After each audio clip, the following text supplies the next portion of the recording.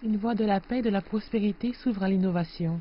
À la suite du deuxième forum Ceinture et Route qui s'est tenu dans la capitale chinoise, le président chinois Xi Jinping a parlé des réalisations accomplies au cours des 3 jours de discussions approfondies et d'échanges d'opinions. Plus de 5 ans après qu'elle a été introduite pour la première fois au monde, l'initiative Ceinture et Route est devenue l'une des plateformes pour la coopération internationale les plus prometteuses. Elle a enregistré de solides progrès et s'est concentrée sur le développement de qualité. Et pour cette occasion, plus de 40 chefs d'État et d'organisations internationales ont fourni des efforts communs pour hisser l'initiative à un niveau élevé de qualité et de durabilité. Nous avons enrichi le concept de la coopération de la ceinture et de la route, tout en réaffirmant notre engagement à son développement de qualité. Guidés par les principes de consultation approfondie, de contribution commune et de bénéfices partagés, les parties ont mené en égaux des consultations, assumé leurs responsabilités et profiteront ensemble des avantages.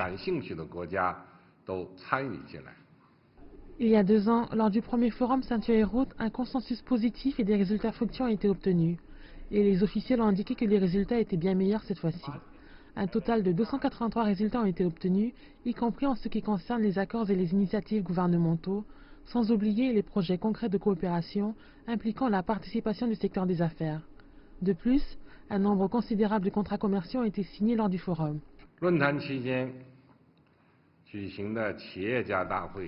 Un nombre important de représentants économiques ont participé à la conférence des PDG. Ils ont signé des projets d'accords de coopération d'une valeur de plus de 64 milliards de dollars. Tout ceci montre que la coopération ceinture et route est en phase avec son temps, qu'elle est largement soutenue, axée sur les peuples et bénéfique à tous. Parallèlement, un communiqué conjoint a également été publié dans lequel les pays ont réaffirmé la nécessité du renforcement du multilatéralisme qui demeure essentiel pour relever les défis mondiaux.